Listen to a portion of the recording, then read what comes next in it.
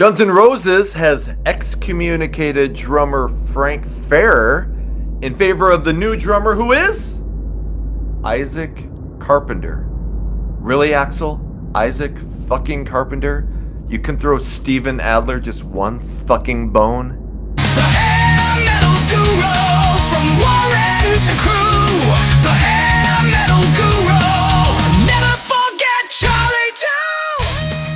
Welcome to the Hair Metal Guru. My name is Anthony. They call me the Guru. And yes, we're probably a little late to this news segment, but we were like talking about things that were going on in hard rock and metal.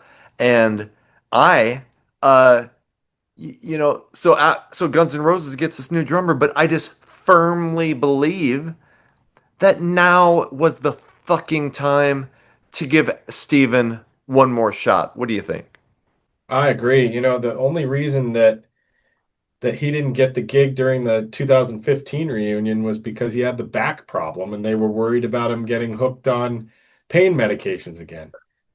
And they basically cast him to the wind because Axel has always said, and you can go through the history books and look, Axel has always said that he can't give Steven shots because with Steven, I believe he said, with Steven comes a lot of ambulance chasing. Right. I get it. And so, he in the entire reunion, which is 10 years old now, Steven has made two appearances. Right. One in his wife's home country, and one I think in Cleveland, where he just came out and played Out to Get Me. Right. And he did great. Yeah. And I get the ambulance chasing comment, and I come from a family of addicts, and I had my own addiction problems, and we've kind of talked about this before. Like, yes, when somebody is an addict, you're always like, oh, I'm a little leery of inviting you back into the circle. But there comes a point where you go, you know what? If if that person has an extended period where they haven't gone off the rails, and we don't know all of that, but everything that I see says that Steven Adler's solo band, I saw them a couple years ago. They were fucking phenomenal. In fact, I saw them and Guns N' Roses not too far apart. And I'll be honest, I enjoyed the Steven Adler show better than the Guns N' Roses show with their big bloated fucking 9 people on stage, congos and maracas and all sorts of bullshit. And so from everything I've read, Steven is back on track. I agree. And I think most people wanted to see either Adler or Matt Sorum or a combination of both. And I don't see why you couldn't, even with this Isaac Carpenter guy, why couldn't you bring Steven out on the road? You have Isaac play, the Chinese Democracy songs, the Use Your Illusion songs, and then there's this little segment in the middle where you bring out Steven and you play, the real high energy, sleazy Steven Adler style songs that you really have to have his drum style for it to sound right. Yep. You're asking him to play 3 or 4 songs a night, 3 nights a week. Yeah. I don't see where the danger is. And if he fucks it up, you boot him. And Yes. you put in the press why. And Yes. you say, hey, he relapsed. We tried. And nobody will ever look back at it and go, well, they should have, because you would have tried. I don't get it. I think it's really bad. And I really worry that at some point, we've all seen Steven's desperation to get back with them. It's very much like Sebastian's desperation to get back with Skid Row. It's just so desperate at sometimes. Let him have it. Just Yeah. 1 or 2 times. And we talked when we talked about Sebastian recently. What Sebastian needs to do is to build up goodwill so Yes. those guys will consider it. Well, Axel, this would be goodwill for you and for the name of Guns N' Roses if he did this. Do you know how many people would be like, oh, that is so awesome. After all these years apart, they're giving Steven Adler another shot.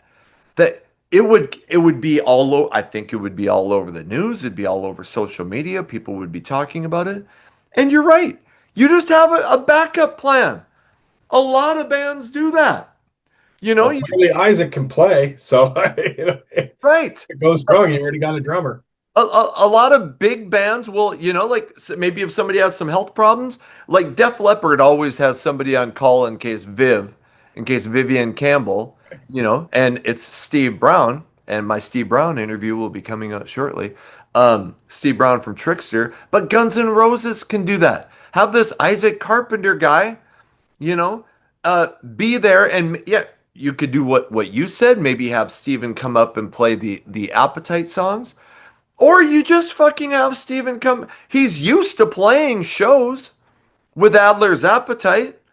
And again, I thought they were phenomenal. And if you have him come back, you rehearse, you get everything sounding great, and you have that backup plan. Guns N' Roses does plenty fine with their shows that it's not going to financially hurt them to have somebody on layaway to play in case Steven and Steven was obviously a fuck up back in the day. Right. I mean, he talked in his book about fuck crack and heroin and everything, but and again, we don't know all the stuff behind the scenes, but he seems like a genuinely good guy who got on the wrong track. He was the drummer on the biggest fucking debut album of all time and has gone through hell to try to get to where he is now, to where he can do pretty well with his solo band. We're not getting any younger. No. Bring him back, give him another shot, and the goodwill that gets brought back to you will be immense. Everybody in music media will be talking about it and wanting to see it. And yeah, part of the reason they'll want to see it is to see if it fucking blows up in their face. Sure. Any publicity is good publicity. And, let's be honest. You don't hear a lot about GNR lately. They're not putting out new music. They basically become a nostalgia band. And this would get them back in the news, back in publicity, and it would be for the right reason. And that would, I think it would generate a lot more interest in the band and their tour. I think so. And you know, Axel gets criticized a lot because his voice is not what it was. And it's getting incredibly harder for him. But to his credit, he's still playing 3-hour gigs, Yes. which that's wild. True. But good on him. I'll give him that. And Yep. nobody's asking that Steven Adler go for that long. But what are the possible reasons that they chose this kid? They chose this kid because Duff McKagan knew him and almost had him in his solo band. Yep. He was in a hip band, AWOL Nation, Yep. that a lot of people are very hip on. Yep. So maybe they're trying to capture some of the younger crowd by saying, look, we got this cool kid. Yeah. But I don't know a whole lot of GNR fans that are like, oh fuck, they got Isaac Carpenter. Yeah. This is just a reliability move. And I it's not what the fans would have asked for at all. Right. And we were talking about Bon Jovi earlier, how they're just so far removed from what the fans really want.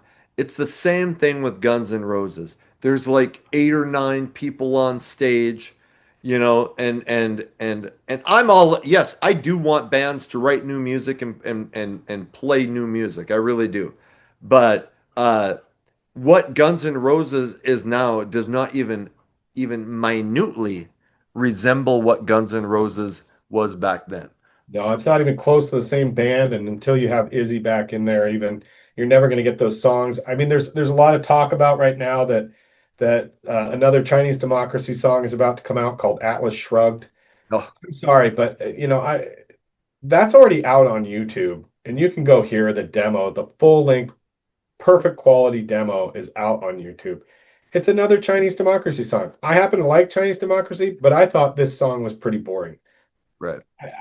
They're so, to your point, Guru, they're so far removed from what the people want. Axel surrounded himself with people who've said, "Yes, Mr. Rose, you are absolutely right," for Yep. so long. Yep. It's going to be this way or it's going to be no way. And so I think we all better prepare for this way because until it's time to hang it up, I don't think we ever see Adler or Izzy on stage with them again. Yeah. Guns and Roses uh is yeah. I think they're past the point of no return. I think Izzy was the songwriting talent. Not that Axel doesn't write songs, but I think Izzy knew how to tweak and alter and add and so I think after he left, they've never been the same. I think the lack of Steven's swing in the drums has changed them. So, I don't know. Shit. I don't what is Izzy doing now?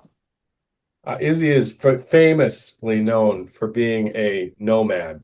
Yeah. He literally gets in his car, goes and buys a car at a dealership and drives it across the country. And then the next thing you know, he's shooting Uzis in South America, while doing jumping jacks. He's a unique fella, and I don't think anybody wants him any other way. Yeah. Hey Izzy, here's your invitation. Come on the channel. Tell the story. We'd love to hear it.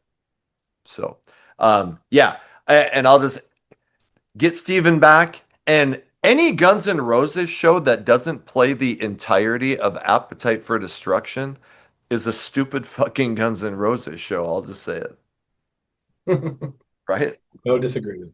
So, okay, go in the comments and tell us what you think about Guns N' Roses. Are they just completely lost, or maybe you fucking and I get it. Some people are gonna worship Axel no matter what he does. So tell us what you think about the current path of GNR and whether you think they're on the right track or whether you think they're on the wrong track. And with that, Patrick, thanks for coming on to talk about the shit show that is Guns N' Roses. Dude, it's my pleasure. Best show on YouTube. And I'll just isn't it amazing how big they still are? Like that they can still Oh, play fuck this yeah.